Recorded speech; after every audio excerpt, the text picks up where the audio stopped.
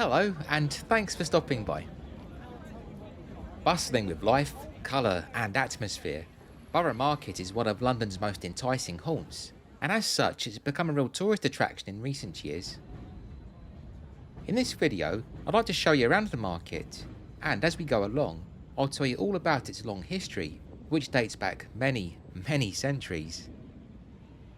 So, let's begin.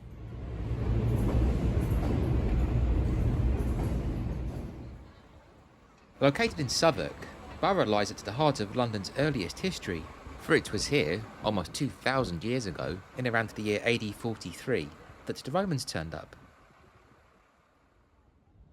When they did, they figured that the land along the north shore of the Thames would make a nice little spot for a settlement, and so Londinium was born.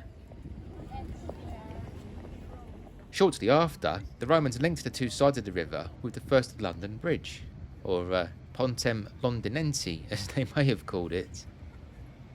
This was a wooden structure, the southern tip of which is believed to have been located where the present-day Montague Close lies, just around the corner from Borough Market.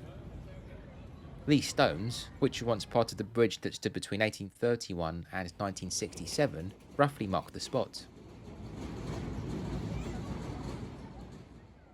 For many centuries, London remained a relatively small city, surrounded by a wall on the northern side of the Thames, and London Bridge, most notably the Incarnation which stood between 1209 and 1831 and was famous for the shops and dwellings crammed along it, was the only way of accessing the city from the south. In those days, Borough lay just outside the city limits, although its proximity to the bridge meant it played a major role in the city's day-to-day running by acting as an important gateway to London. If you were business-minded therefore, the large crowds of people passing through offered a prime opportunity. These travellers required refreshment and provisions after all, and thus Borough came to be known for its taverns and market traders.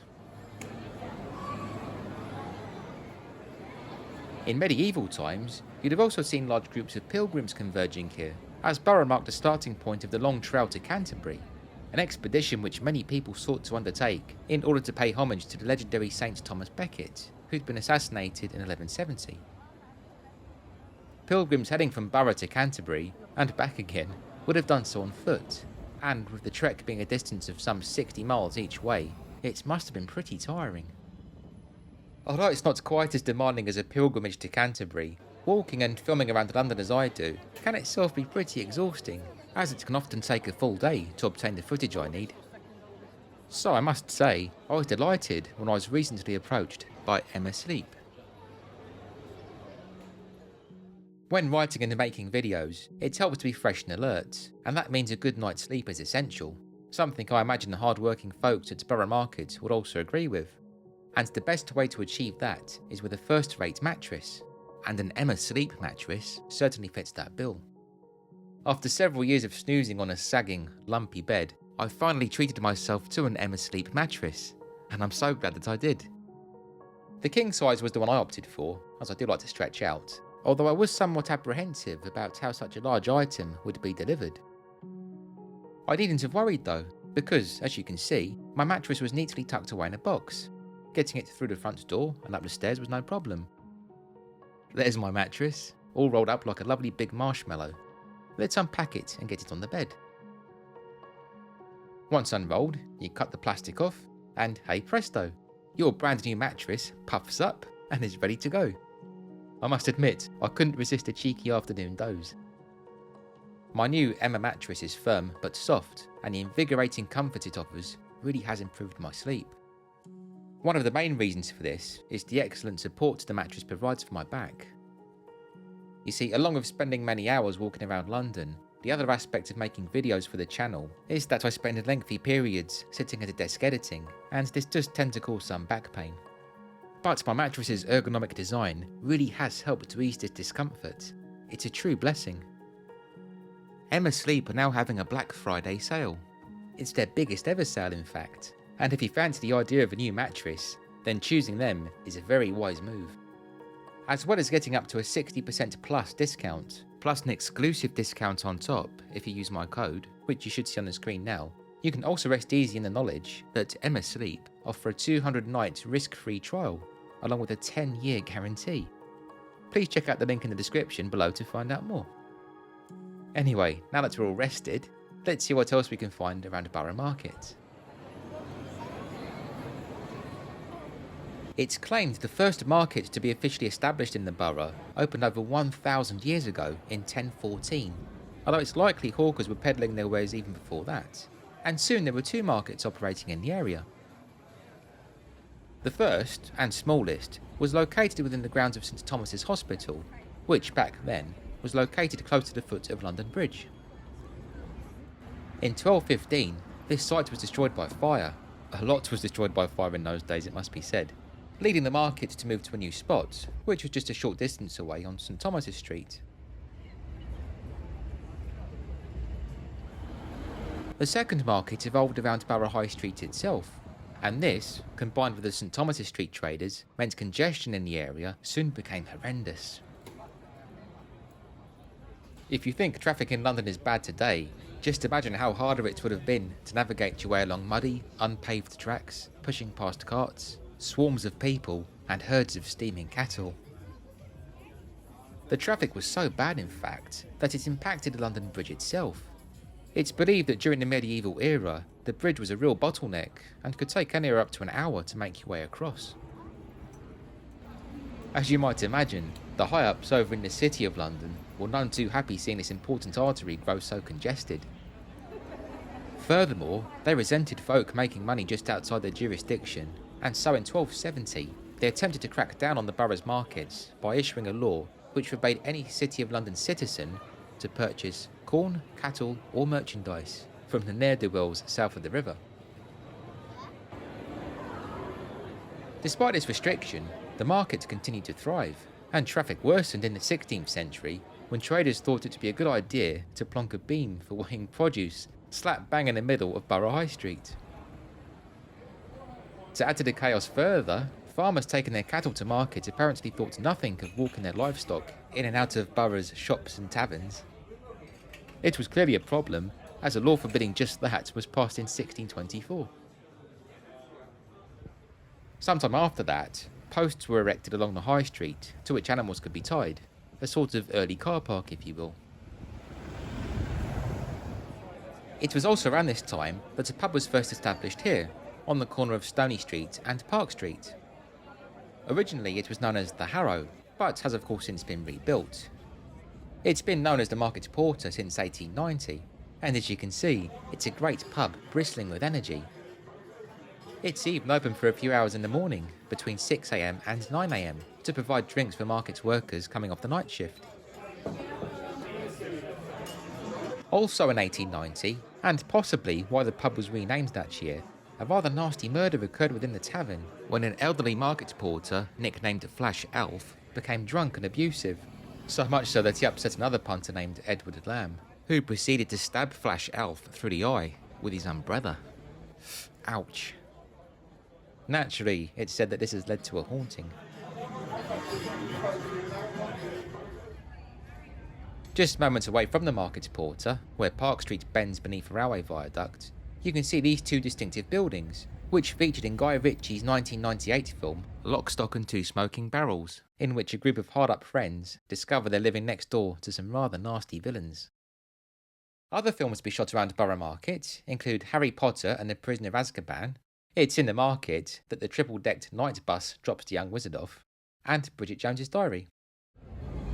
In more recent years, Terry Gilliam's The Imaginarium of Dr. Parnassus has also had scenes filmed here. Returning to pubs for a moment, another serving Borough Market is the Wheat Sheaf, which is believed to date back to the 18th century. The current building has its roots in the 1840s. In 2009, a new railway viaduct was built right over the top of it. We'll see more of Borough Market in the railways later.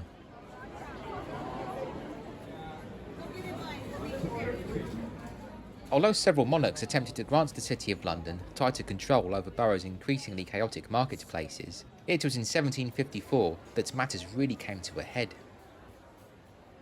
By this point, Parliament themselves had had enough, and so they introduced a bill stating that all trading on Borough High Street would have to cease by March 1756. There was a get-out clause though.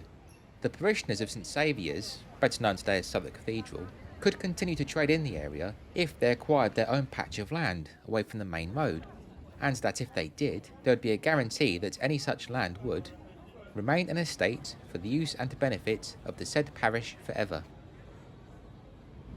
Naturally, the good folk of Southwark seized on this opportunity and quickly clubbed together to raise £6,000, which is a lot of money in those days, thus enabling them to buy a patch of land dubbed the Triangle, which essentially gave birth to the Borough Market we see today. Shortly after Borough Market was established, a bell was installed, which was clanged to mark the start and end of the day's trading. This system is no longer required, although a bell is still on display. It was forged by the Whitechapel Bell Foundry, who also famously cast Big Ben and America's Liberty Bell. Nearby, you can also view the Victorian Schedule of Rents board, which really is an early example of small print if ever I saw one. Once the official Borough Market opened in 1756, things settled down somewhat, and being tucked out of the way, it became a shadow of its former riotous self. Within a century though, change was again on the horizon, spurred on this time by the arrival of the railways. The first railway to establish itself in the area was the London and Greenwich Railway, an early commuter line which opened in 1836 and operated out of nearby London Bridge Station, although it wasn't until the 1860s that the railways really began to make themselves known around the borough. In that decade, the South Eastern Railway began forging lines between London Bridge, Cannon Street and Charing Cross, and in order to avoid demolishing large parts of Borough Market, they were granted a flying leasehold, which allowed them to build mighty viaducts right over the stallholders' heads. These routes, which have been expanded over the years, remain overhead to this day, meaning the steady rumble of trains, which pass over every few minutes, have come to define the sound of Borough Market, the steady iron heartbeat.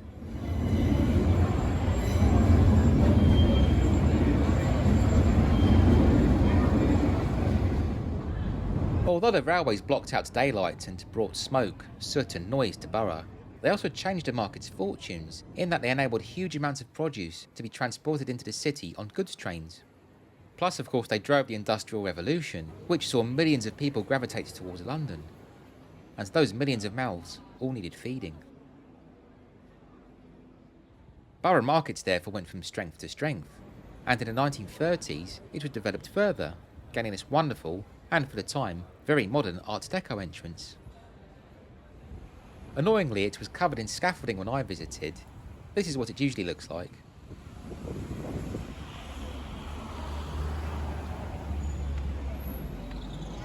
By the 1930s, over 80 wholesalers operated out of the market, alongside 200 more stalls, which were used by farmers from the home counties. Sadly, the market took a dip again in the 1970s and 80s, thanks to both the rise of supermarkets and the opening of the huge new Covent Garden facility at 9 Elms near Vauxhall. In terms of the market's long history though, this downturn was little more than a blip, and by the 1990s, things were on the up again, as artisan producers, such as Neal's Yard Dairy, were encouraged to set up shop here, thus transforming Borough Market into the incredible culinary destination it's now known for.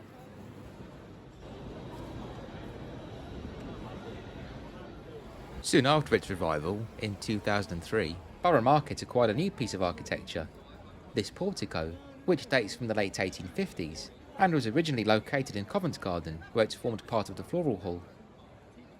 The portico had been dismantled in the 1980s and placed in storage, and the folk at Borough Market, who by the nature of their work know a bargain when they see one, offered to purchase the structure, for which they paid the princely sum of £1.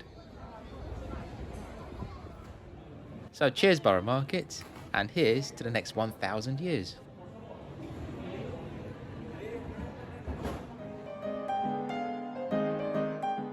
Thanks so much for watching. I hope you enjoyed this look around Borough Market and would love to hear your own thoughts on this historic place. Have you visited the market yourself? If so, what was your favourite stall?